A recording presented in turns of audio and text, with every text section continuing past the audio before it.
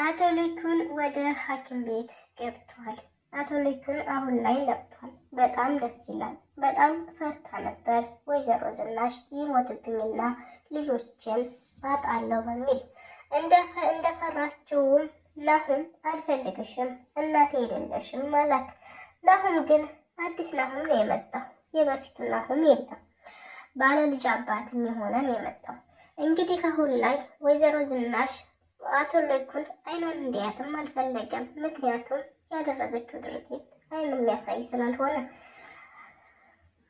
ኑሐሚን ብትለምነውም አቶ ለይኩን እሷን ማየት አልፈለግም። እሷ እኮ የገደለችው ቤተሰቦቼን ብቻ አይደለም የራሴንም ቤተሰቦች የጓደኛዬንም ቤተሰቦች ገላለች። ተነገ ወዲያ ደግሞ እኔን ትገለኛለች። እናም ከዚህ በኋላ ለሷ ምንም አይነት የይቅርታ ልብ የለኝም አለ።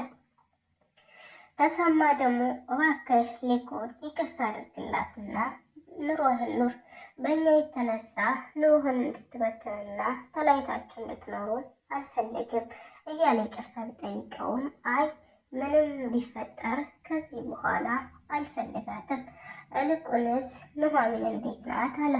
ኑሐሚንም ደህና ነኝ አልሐምዱሊላህ፣ እኔ እኮ ረስቼዋለሁ፣ ሁሉም ነገር ሰላም ነኝ አለችው። አቶ ተሰማም ኑሐሚን እኮ በጣም የዋህ ናት፣ ትረሳለች፣ ነገሮችን ሁሉ በውስጧ አፍና አትይዝም። እናም ለዛ ነው ይቅር ባላት ያልኩክ አለው። እሱ ግን አቶ ለይኩን ግን በፍጹም ይቅር ላላት አልችልም አለ።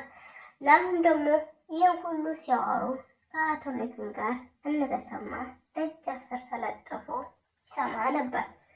ወይዘሮ ዝናሽ ተንበርክካ ኑሐሚንን ይቅርታ ጠይቀቻት። እባክሽ አሁን ናሁም ካወቀ አሁን ላይ ኪሳራ ላይ ነኝ፣ ሁሉም ይጣሉኛል እያለች እያለቀሰች ስትማጸናት ጀመር።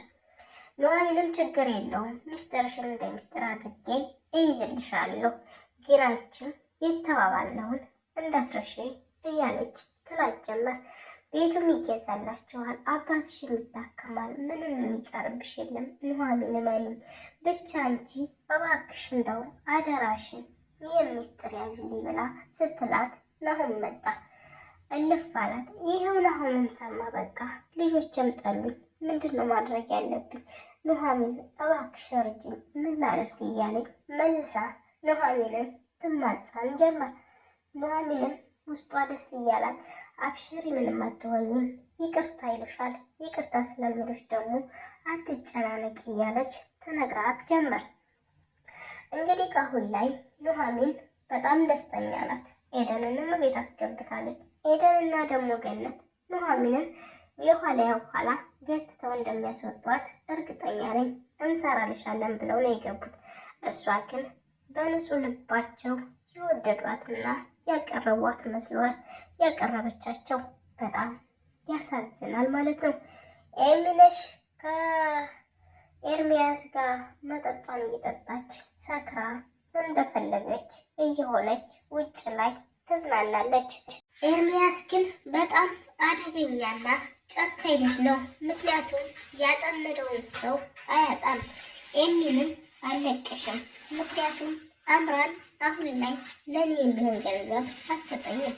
ኑሐሚንን ለማግኘት ደግሞ በቂ ገንዘብ መያዝ ያስፈልገኛል፣ አለበለዚያ ኑሐሚንን ማግኘት አልችልም እያለ እያወራ በነበረበት ሰዓት አሁን ጠብ አድርጓት ከራሱ ጋር አድርጓታል። ኤሚ የልቡ የወደዳት መስሏት ከእሱ ጋር ጊዜ ማሳለፍ ጀምራለች። ከማሳለፍም በልጦ እያመሸችና እየጠጣች እየሰከረች መግባት ጀምራለች። አባትየው ሐኪም ቤት የገባ ቀን እሷ ከኤርሚያስ ጋር እየጠጣች ነበር። ስልኳን ሲደወል አታይም፣ እየጨፈረች ነበረ። በስተመጨረሻም ስልኳን ስታየው ላጥፋባቸው እየደወሉ ቤተሰቦቼ ብላ ስልኩን አጠፋችው። እሱም ደስ አለሽ፣ ቦታው ተመችቶሻል እያለ ይላት ነበር ኤርሚያስ። ኤሚም አዎ በጣም ተመችቶኛል፣ ቦታው ራሱ በጣም ያምራል እያለች እየነገረችው ነበር። እናም አቤት ስትሄድ ግን ያገኘችው ከመኪና ስወርድ ዳግም ነው። ዳግምን አቅፋ ወደ ቤት አስገባት። ወደ ቤት ሲያስገባት ግን እንዴ አባዬ ሳለች ገረመው። እሱ ራሱ በስክረት ውስጥ ሆና አባቷን ማስታወሷ በጣም ተገረመና ኧረ አባዬሽ እንኳ የለም ላስገባሽ አላት። እሷም ተመስገን እንኳን አልኖረ፣ ምክንያቱም ዛሬ አለቀልኝ ነበር ካለ አሁን ወደ መኝታ ክላሴ አስገባኝ አለችው። እሱም ወደ መኝታ ክላሷ አስገባት።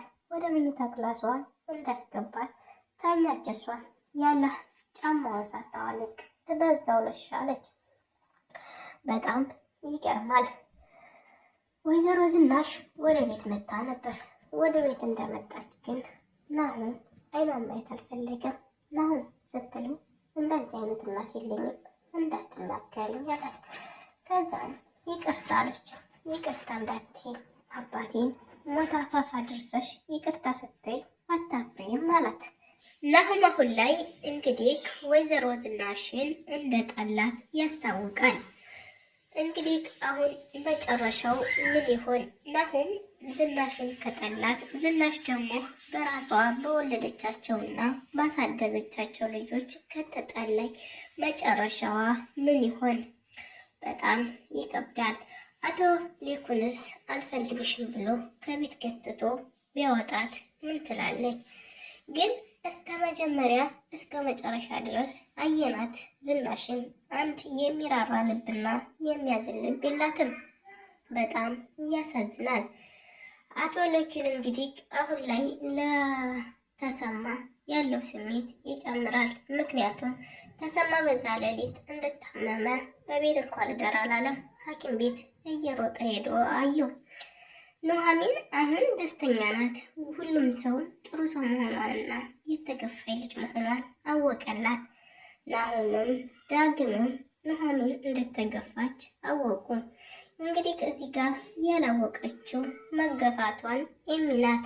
ኤሚም የእናቷን ስለያዘኝ ክፉና ጨካኝ ስለሆነች አላወቀችም። እሷ አሁንም ሐኪም ቤት ስታገኛቸው ተሰማና ኑሐሚን አፍጥጣ እየዞረች በክፉ አይኗ ትመለከታቸዋለች።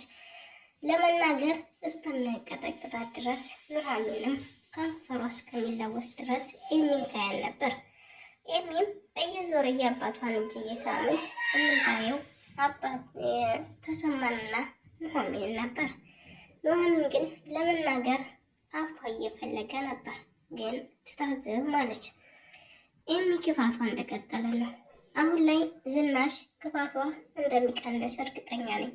አሁን ላይ በቃ ከባድ አደጋ ላይ ስለሆነች ትዳሯ ሊፈርስ ስለሆነ ምንም ማድረግ አችልም። የዳግም ነገር ግራ አጋብቷታል። የዳግምን ነገር አቶ ሌኩን ታወቀ ወይ በድንጋጤ ይሞታል ወይ ይገለኛል እያለች በልቧ እያሰበች ነው።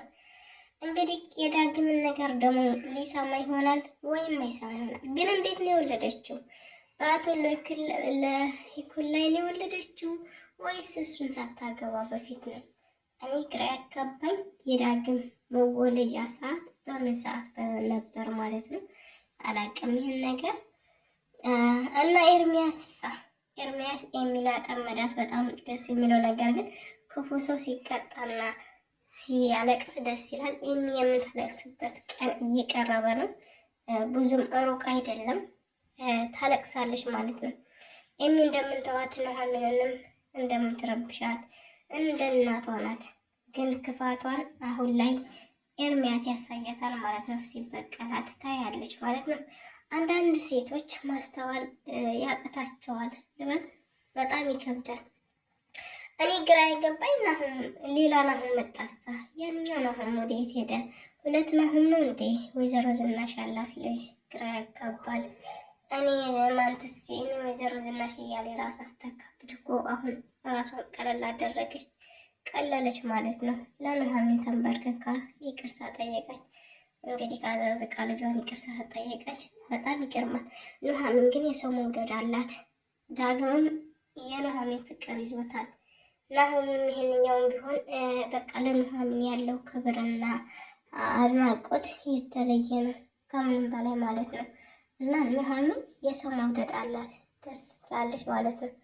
እዚህ ጋር ደግሞ ገነትና ኤደን ደግሞ ለኑሐሚን ወጥመድ እያጠመዱላት ቁጭ ብለዋል። ቤትን ቶሎ በእኔና በተሰማ ቤት ስም አዙሬ ከዛ በኋላ ሰራላታለሁ እያለች ኤደንና ገነት እያሴሩባት ትገኛለች። ኑሐሚን ግን አሁን በንጹህ ልባቸው የቀረቧትና ተጸጽተው ወደዋት የቀረቧት መስሏታል።